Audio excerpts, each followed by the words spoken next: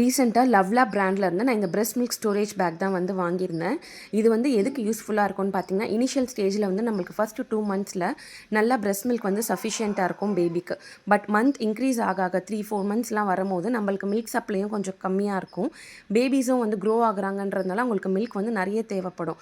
அந்த டைமில் வந்து என்னோட லாக்டேஷன் கன்சல்டன்ட் என்ன சஜஸ்ட் பண்ணியிருந்தாங்கன்னா, இந்த மாதிரி பிரெஸ்ட் மில்க் ஸ்டோரேஜ் பேக் வாங்குனீங்க அப்படின்னா உங்களுக்கு மில்க் சப்ளை நல்லா இருக்கும் போதே அப்பப்போ பம்ப் பண்ணி இந்த ஸ்டோரேஜ் பேக்கில் நீங்கள் ஸ்டோர் பண்ணிக்கலாம் அப்படின்னு சொல்லியிருந்தாங்க.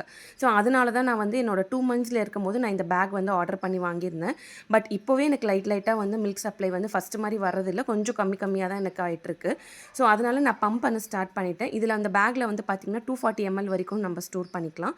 இதிலே வந்து பார்த்திங்கன்னா டேட்டும் வந்து நம்ம மென்ஷன் பண்ணி ஸ்டோர் பண்ணிக்கலாம்.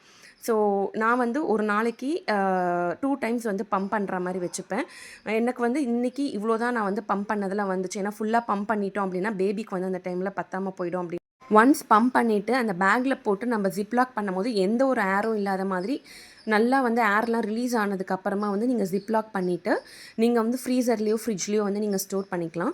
இந்த மில்க் வந்து எப்படி ஸ்டோர் பண்ணுறது, லைக் ரூம் டெம்பரேச்சரில் எவ்வளோ ஹவர்ஸ் ஸ்டோர் பண்ணலாம், ஃப்ரிட்ஜில் எவ்வளோ ஹவர்ஸ் ஸ்டோர் பண்ணலாம், ஃப்ரீசரில் எவ்வளோ டேஸ் ஸ்டோர் பண்ணலாம் அப்படின்றதெல்லாம் நீங்கள் தெரிஞ்சுக்கணுன்னா எனக்கு ஒரு கமெண்ட் பண்ணுங்கள். நான் நெக்ஸ்ட் வீடியோவில் உங்களுக்கு டீட்டெயிலாகவே ஷேர் பண்ணுறேன்.